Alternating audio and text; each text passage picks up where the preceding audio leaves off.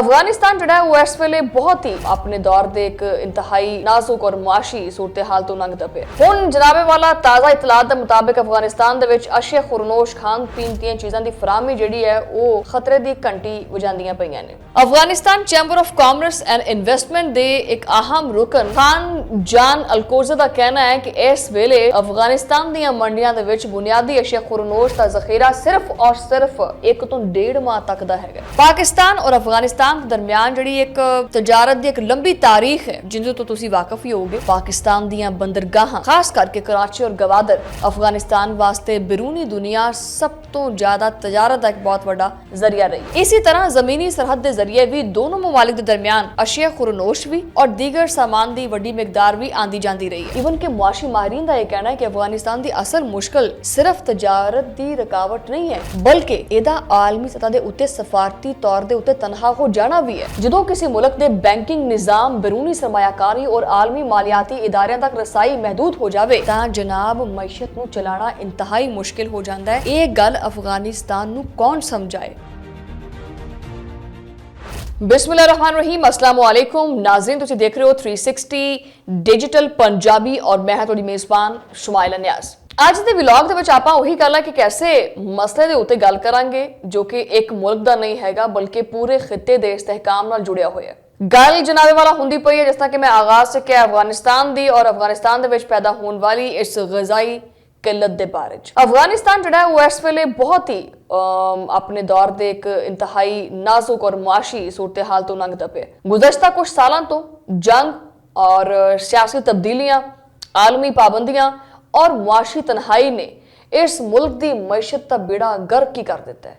इसकी मैशत को शदीद मुतासर किया। हुण जनाबे वाला ताज़ा इतलात के मुताबिक अफगानिस्तान दे विच अशिया खुरनोश खान पीन दियां चीज़ां की फराहमी जिहड़ी है वो खतरे की घंटी वजांदियां पईयां ने। ठीक है, टन हुंदी पई है। अफगान मीडिया भी इवन के क्लेम करदा पिया। अफगान मीडिया ये कहंदा पिया उन्हां दे मुताबिक ताजर और कारोबारी नुमाइंदियां ने खबरदार कीता अगर मौजूदा हालात बरकरार रहे तो अफगानिस्तान नूं आइंदा हफ्ते या महीनों दे विच इंतहाई शदीद ग़ज़ाई किल्लत का सामना करना पै सकता है और ये अपनी इस हालत का जिम्मेदार वैसे खुद ही बनता जा रहा है। Afghanistan chamber of commerce and investment दे एक अहम रुकन खान जान अलकोज़ा का कहना है कि इस वेले अफगानिस्तान दियां मंडियां दे विच बुनियादी अशिया खुरनोश का ज़खीरा सिर्फ और सिर्फ गौर नाल सुनो 1 तो 1.5 माह तक का है और अगर सप्लाई का यह सिलसिला मुतासर रहा तो सूरत हाल जी अज की हैगी है ना उदों तो भी कई ज़्यादा खतरनाक हो जाएगी आने वाली जी सूरत हाल हैगी है। अच्छा, इत्थे ना बहुत सारे सवाल पैदा होंगे हैं। ठीक है, एक सवाल तो इत्थे ये पैदा होता है कि आखिर अफगानिस्तान इस सूरत हाल दे विच पहुंचा कितना है, वजह की है। तुहानूं पता है कि दरअसल जो अफगानिस्तान है उसकी मैशत का एक बहुत बड़ा इन्हिसार जोड़ा है ना वो दरामदात के उत्ते है। खुराक, गंदम, आटा, चीनी, दालां और बहुत सारिया बुनियादी चीज़ां जिहड़ियां ने वो काफ़ी हद तक बैरूने मुल्क तो आंदियां ने और इन्हां दरामदात वास्ते सब तो अहम तजारती राह जिहड़ा है वो तवील अरसे तक पाकिस्तान रहा है। ठीक है, ये सारे नूं पता है। पाकिस्तान और अफगानिस्तान के दरमियान जिहड़ी एक तजारत की एक लंबी तारीख है जिनसे तो तुसी वाकफ ही होगे। पाकिस्तान दियां बंदरगाहां खास करके कराची और गवादर अफगानिस्तान वास्ते बैरूनी दुनिया सब तो ज़्यादा तजारत का एक बहुत बड़ा जरिया रही है। इसी तरह ज़मीनी सरहद के जरिए भी दोनों ममालिक के दरमियान अशिया खुरनोश भी और दीगर सामान की वड्डी मिकदार भी आंदी जाती रही है।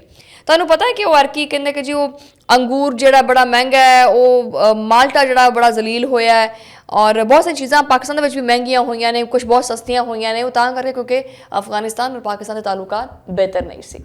बहरहाल पाकिस्तान ने हमेशा एक हमदर्दी की बुनियाद के उत्ते अफगानिस्तान की मदद की है। चाहे वह अफगान मुहाजिरीन की मेज़बानी होवे, सारे नूं पता है, चाहे वह सरहदी तजारत की जी ना सहूलत होवे या खुराक होवे या दीगर इमदादी समान की फराहमी होवे, पाकिस्तान ने हमेशा खुलिया बावां दे नाल अफगानिस्तान नूं सपोर्ट किया है और हमेशा पाकिस्तान एक अहम सपोर्ट सिस्टम के तौर पर सामने रहा। लेकिन हालिया महीनों के खिते की सियासी और सिक्योरिटी सूरत हाल ने इस तजारत को मुतासर किया है। क्यों? इसकी बहुत वड्डी वजह है अफगानिस्तान का इंडिया दीयां उंगलों ते नचना। बहरहाल कुछ अरसे तो पाकिस्तान और अफगानिस्तान के दरमियान ਜਿਹੜੇ सरहदी मामलात और सिक्योरिटी खदशात के बाइस बाज़ तजारती सरगर्मियां ਦੇ ਵਿੱਚ रुकावटां भी सामने आई हैं। पाकिस्तान का मौकफ हमेशा ये रहा है कि सरहदी सिक्योरिटी और दहशतगर्दी के खतरात को नज़रअंदाज बिल्कुल नहीं किया जा सकता। क्यों? क्योंकि पाकिस्तान ने इसका खुमियाजा बहुत भुगतिया। पाकिस्तान कई बारी ये वाज़ कर चुका है कि अफगानिस्तान के नाल तजारत और तावन असी जारी रखना चाहते हैं। असी इदां दे नहीं है कि असी मूँह ही फेर लईए अपना, असी जारी रखना चाहते हैं। लेकिन देखो ये नाल नाल असी आपकी सिक्योरिटी और दाखिली इस्तेहकाम के उत्ते भी अहमियत देंगे हैं। असी उन्होंने नज़रअंदाज नहीं कर सकते। इसी दौरान अफगानिस्तान के अंदरूनी मुआशी फैसलों के उत्ते भी बहुत सारे सवाल जोड़े ने वो चुके जा रहे हैं। अफगान जो ताजरान ने, अफगान जोड़े ताजर है ने, उन्होंने कहना है कि बास पॉलिसियों की वजह तो कारोबारी तबका काफ़ी मुश्किलात का जो शिकार होता पाया। अच्छा, मिसाल के तौर पर दरामदशुदा अशिया खुरनोश को घट कीमत के उत्ते फरोख्त करने के उत्ते दबाव ने जोड़ा ना वो ताजरां वास्ते कारोबारी मुश्किलात दे विच मजीद इजाफा कर दिता है। हुण ये देखो कि जी अफगानी अवाम है, यानी अफगानिस्तान की जी अवाम है, उहदे उत्ते की गुजरती पई होएगी। और जो एक ताजर महंगे दामों समान खरीद करे और उन्होंने घट कीमत के उत्ते फरोख्त करे तो उहदे उत्ते की गुजरती होएगी। वो अपनी जिहड़ियां कारोबारी सरगर्मियां ने वो किस तरह लैके चलेगा, वो तो मुतासर होणगियां। इस टाइम अफगानिस्तान की जी सूरत हाल है वो इंतहाई गमगीन है। ईवन के मुआशी माहरीन का यह कहना है कि अफगानिस्तान की असल मुश्किल सिर्फ तजारत की रुकावट नहीं है, बल्कि इसका आलमी सतह के उत्ते सफारती तौर के उत्ते तनहा हो जाना भी है। अफगानिस्तान देखो तो ये सफारती महाज के उत्ते बिल्कुल तनहा है। जो किसी मुल्क के बैंकिंग निज़ाम, बैरूनी सरमायाकारी और आलमी मालियाती इदारियां तक रसाई महदूद हो जाए तो जनाब मैशत को चलाना इंतहाई मुश्किल हो जाता है। ये गल अफगानिस्तान को कौन समझाए? पाकिस्तान अफगानिस्तान का दुश्मन नहीं है, बस वो चाहता है कि अफगानिस्तान की सरजमीन पाकिस्तान के दहशतगर्दी वास्ते इस्तेमाल ना हो। बहरहाल आलमी पाबंदियां, गैर यकीनी सियासी सूरत हाल और महदूद सफारती रवाबत ने अफगानिस्तान की मैशत को बिल्कुल ही तनहाई दे विच कल्ला कर दिता है। और इस सारी सूरत हाल दे विच पाकिस्तान वर्गे पड़ोसी ममालिक का किरदार होर भी ज़्यादा अहम हो जाता है। पाकिस्तान ने हमेशा डिगदे होए दा साथ दिता है। पाकिस्तान ने ना सिर्फ अफगानिस्तान के नाल तारीखी, सकाफती और जोग्राफी ताल्लुक रखे है, बल्कि खिते के इस्तेहकाम वास्ते भी बहुत वड्डा मुफाद है। इस वास्ते पाकिस्तान कई मौक़िਆਂ के उत्ते ये गल वाज़े कर चुका है कि अफगानिस्तान का मुआशी इस्तेहकाम पूरे खिते वास्ते इंतहाई ज़रूरी है। असी ये नहीं चाहते कि अदम इस्तेहकाम होवे अफगानिस्तान के, असी भी चाहते हैं कि अफगानिस्तान के इस्तेहकाम आवे, अमन आवे। अगर अफगानिस्तान के मुआशी बहरान या गज़ाई किल्लत पैदा होंदी है तो उहदे असरात भी सिर्फ अफगानिस्तान तक महदूद नहीं रहणगे कि बंदा बोले कि जी सिर्फ अफगानिस्तान के गज़ाई किल्लत हो गई है तो अफगानिस्तान के लोग तंग होणगे। नहीं, इसका असर जिहड़ा है वो हौली हौली पूरे खिते को मुतासर करता है। तारीख दसदी है कि जो भी अफगानिस्तान के अदम इस्तेहकाम पैदा होया है उहदे असरात पाकिस्तान समेत पड़ोसी जिहड़े ममालिक ने उन्हां तक भी पहुँचे। इस वास्ते माहिरीन तो खैर बहुत कुछ कहते पे ने।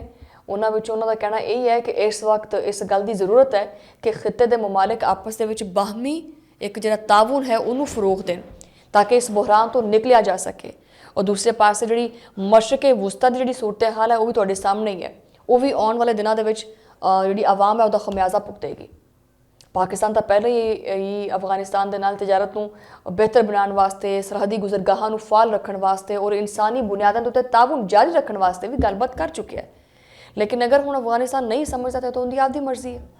और अगर अफगानिस्तान के अंदर मुआशी पॉलिसियों के इस्तेहकाम आवे, इलाकाई कशीदगी घट होवे और तजारती रास्ते मुकम्मल तौर पर बहाल होण तां सूरत हाल बेहतर भी हो सकती है, मज़ीद बेहतर हो सकती है। और अगर इन्हूं मज़ीद बेहतर करना है तो आपदे आस पास के ममालिक के नाल ताल्लुकात नूं बेहतर किया जाए। क्योंकि हकीकत यह है कि अफगानिस्तान की मैशत नूं इस वक्त तनहाई नहीं बल्कि एक ताउन की जरूरत है और उस ताउन दे विच पाकिस्तान एक अहम किरदार अदा कर सकता है।